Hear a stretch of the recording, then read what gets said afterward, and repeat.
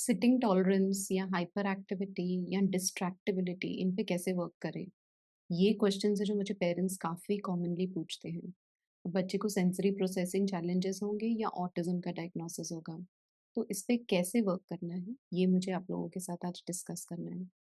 मेरा नाम रीना सिंह है, मैं एक ऑक्यूपेशनल थेरेपिस्ट हूँ। पिछले 24 सालों से मैं बच्चों के साथ काम कर रही हूँ और ये जो मैंने सीखा वो मैं आपके साथ शेयर करना चाह रही हूँ।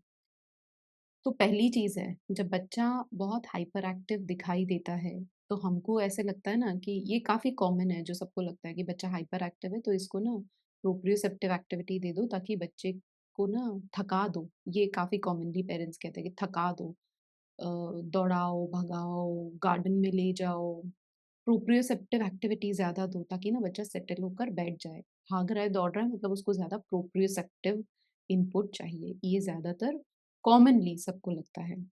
मेरी सोच थोड़ी अलग है और मुझे ये लगता है कि बच्चा ज़्यादा भाग दौड़ रहा है क्योंकि वो अपने जो हम जिसको कहते हैं अराउज़ल लेवल, नर्वस सिस्टम में अराउज़ल लेवल होता है। अराउज़ल लेवल का क्या मतलब होता है कि जब मैं सुबह सोकर उठी हूँ, मैं ना ऐसे थोड़ी सुस्त सी होती हूँ, ऐसे पूरी अलर्ट नहीं होती जैसे इस वक़्त हूँ। दोपहर हो गई थोड़ी-सी तो अलर्ट जैसे अभी मैं हूँ, फ़ोकस्ड हूँ, ध्यान दे पा रही हूँ। और जब शाम होती है, रात मतलब सोने के थोड़ा पहले हम फिर से थोड़े से ढीले-ढाले से, सुस्त से हो जाते हैं। तो ये अराउज़ल लेवल होता है और हम जब कई बार पढ़ाई कर रहे होते हैं, तो बच्चा ऐसे यॉन कर रहा है, तो हम कहते हैं कि अरे बच्चा सुस्त है। आइडियली इसको अराउज़ल लेवल कहते हैं और हम लोग अपने अराउज़ल लेवल को रेगुलेट कर पाते हैं, उसको मैनेज कर पाते हैं। जब हमारा वेस्टिबुलर सिस्टम सही से काम करता है, तो हम अ, अपने अराउज़ल सिस्टम को रेगुलेट कर पाते हैं।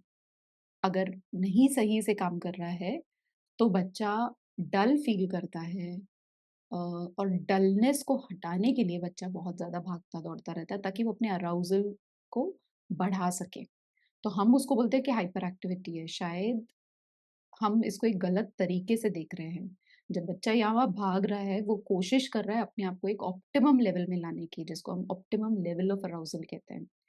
अब अगर वो उस लेवल पे अपने आप को लाने की कोशिश कर रहा है, तो पता है जीन नायर्स जिन्होंने सेंसरी इंटीग्रेशन के बारे में किताबें लिखी है, जैसे sensory integration in the child और ऐसे बहुत सारी, वो कहते हैं कि अगर बच्चा भाग-दौड़ करके अपने आप को इंटीग्रेट कर पाता, तो हर एक हाइपर एक्टिव बच्चा सबसे बहुत ही बेस्ट कोऑर्डिनेटेड होता और बेस्ट रेगुलेटेड होता। लेकिन ऐसा नहीं है। तो बच्चा जब भाग रहा है, दौड़ रहा है, इसका मतलब है कि उसका वेस्टिबुलर सिस्टम इमैच्योर है और अगर उसका वेस्टिबुलर सिस्टम इमैच्योर है, तो हमें उस बच्चे को वेस्टिबुलर एक्टिविटीज़ देने की ज़रूरत है, जिससे वो कंफर्टेबली प्रोसेस कर पाए। तो अगर हम बच्चे को झूले पर बिठा रहे हैं, अगर हम बच्चे को जैसे ना जंपिंग करा रहे हैं, बॉल पे बाउंसिंग करा रहे हैं या गार्डन में झूले पर बिठा रहे हैं या ऐसे वाला जो मेरी गो राउंड होता है उस पर लेकर जा रहे हैं, तो हम या खड़े होकर एक ही जगह पर बच्चा गोल-गोल घूम रहा है, तो क्या टाइप की इनपुट आप बच्चे को दे रहे हो, ये मैटर करती है। ये इनपुट जब बच्चे को दे रहे हो, तो उसके बाद बच्चे का अराउज़ल लेवल कैसा होता है। ये ना जैसे हम दाल-वाल बनाते हैं, आई मीन आपको ये स्टूपिड लगेगा बट मैं जब दाल बना रही हूँ, खाना बना लिया, दाल बना ली, फिर उसमें नमक डाला और फिर पूछा नमक ठीक है? हाँ, दाल में नमक ठीक लग रहा है, नहीं, नहीं कम है, अच्छा थोड़ा और नमक डाल दो।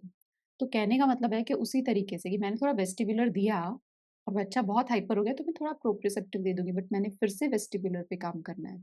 और ये करते वक़्त मैंने ध्यान रखना है कि बच्चा मेरा लीनियर वर्टिकल यानी कि ऐसे टाइप से जंपिंग हो जाए, बाउंसिंग हो जाए, झूला हो जाए बड़ा, ऐसे टाइप का इनपुट हो जाए, ये सब ले पा रहा है और इसको प्रोसेस कर पा रहा है। पिछली बार जब मैंने वीडियो बनाया था जिसका लिंक ऊपर है, मैंने कहा था कि गर्दन की पोज़ीशन बहुत मैटर करती है। तो गर्दन की पोज़ीशन के साथ-साथ क्या एक्टिविटी हम बच्चे को करा रहे हैं और जैसे मैंने कहा नमक ज़्यादा हो गया, नमक कम हो गया और हम मॉडिफ़ाई करते रहते हैं, चेंज करते रहते हैं। उसी तरीके से अगर मैंने वेस्टिबुलर दिया और बच्चा बहुत हाइपर हो रहा है तो मैं प्रोप्रियोसेप्टिव दूँगी। ज़्यादातर पेरेंट्स कहते हैं 10 मिनट प्रोप्रियोसेप्टिव ठीक है, 5 मिनट वेस्टिबुलर ठीक है, ऐसे नहीं होता है। हमको बच्चे के ऊपर कॉन्स्टेंटली ध्यान रखना पड़ेगा कि जब हम इनपुट दे रहे हैं, तो कौन-सी इनपुट है जो बच्चा सही तरीके से ले पा रहा है और कौन-सी इनपुट है जो नहीं ले पा रहा है। सो सारे इनपुट्स पे वर्क करना ज़रूरी है क्योंकि सारे के सारे रिसेप्टर्स को स्टिमुलेट करना ज़रूरी है। हमारे कान में 5 रिसेप्टर्स होते हैं वेस्टिबुलर के, पाँचों के पाँचों को स्टिमुलेट करना ज़रूरी है। अगर ज़्यादातर पेरेंट्स बोलते हैं बॉल बाउंसिंग करा दिया, स्कूटर बोर्ड करा दिया, हो गया, नहीं। सिर्फ़ उतने से सारे रिसेप्टर्स स्टिमुलेट नहीं होते हैं।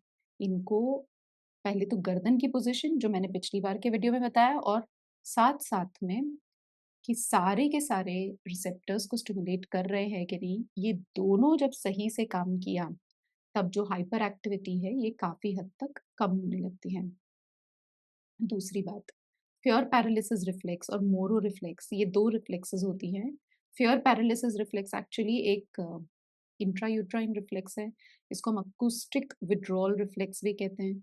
तो ये जब हम इन पे वर्क करते हैं, तो भी हाइपर एक्टिविटी और डिस्ट्रैक्टिबिलिटी और सिटिंग टॉलरेंस पे वर्क होता है। और तीसरी चीज़ है जब हम बच्चे के पोस्चर पे वर्क करते हैं, पोस्चर यानी कि जो कोर मसल्स होते हैं, मैं सीधी बैठी हूँ, मैं ऐसे भी बैठ सकती हूँ क्योंकि मैं ताकत ही नहीं है, बट जब मैं खुद को उठाकर सीधी होकर बैठ पा रही हूँ क्योंकि मेरे बॉडी के जो पीठ और पेट के जो मसल्स हैं उनमें ताकत है, वो मुझे सीधा बिठाकर रख सक रहे हैं। तो क्या बच्चे के कोर में ताकत है कि नहीं और क्या आप कोर को डेवलप करने वाली एक्टिविटीज़ कर रहे हो कि नहीं? तो अगर आप ये तीनों एरियाज़ पे वर्क करोगे, यानी कि आप वेस्टिबुलर भी दे रहे हो, सारे रिसेप्टर्स को स्टिमुलेट कर रहे हो, आप कोर पे भी वर्क कर रहे हो और आप फियर पैरालिसिस रिफ्लेक्स और मोरो रिफ्लेक्स पर भी वर्क कर रहे हो। अगर आप इन सब पे एक साथ वर्क करोगे, तो आप देखोगे कि बच्चे में इम्प्रूवमेंट आने लगता है, बच्चा बैठने लगता है, हाइपर एक्टिविटी कम होने लगती है, डिस्ट्रैक्ट नहीं होता है, एक चीज़ पर फोकस कर पाता है, तो ये चीज़ें फिर अपने आप से आने लगती हैं। अगर आपको ये सारी चीज़ों के बारे में डिस्कस करना है मेरे साथ डिटेल में तो जिज्ञासा जॉइन कीजिए। जिज्ञासा ऑटिज़्म इनसाइट्स जो ऐप है उसका हिंदी वर्ज़न है, जिसमें हम हर हफ्ते मिलते हैं और हम इन्हीं चीज़ों को डिटेल में डिस्कस करते हैं। तो अगर आप जॉइन करना चाहते हैं तो ईमेल कीजिए info@autisminsights.com और हम उसके अंदर ना डिटेल में जाएँगे क्योंकि वहाँ पर कैसे मैं आप लोगों के साथ बात कर पा रही होंगी। यहाँ पर कैसे मैं ही बात कर रही हूँ इस कैमरा को देखकर, बट वहाँ पर हम बात करेंगे कि अच्छा ये कर रहा है, नहीं तो ये करो क्योंकि ना ये एक ऐसा नहीं है कि बोल दिया और हो गया, ना। इसको कॉन्स्टेंटली ना जैसे चेक करते रहना पड़ेगा। अच्छा ये हो रहा है, नहीं, नहीं ऐसे नहीं ऐसे करो। फिर आप करोगे, नहीं, नहीं ऐसे नहीं वैसे करो। तो वो जो डिस्कशन है, जब हम बाकी पेरेंट्स के साथ कर रहे हैं, जब आप प्रेज़ेंट हो, तो आप इसमें से काफ़ी सारा कुछ सीखोगे और अपने बच्चे की मदद कर पाओगे। तो उम्मीद है ये आपको हेल्प किया। इस रिलेशन में अगर आपको और क्वेश्चन्स हो तो चैट में डालिए और कमेंट्स में डालिए और मैं रिप्लाई करूँगी। अगले हफ्ते मिलते हैं। Thank you.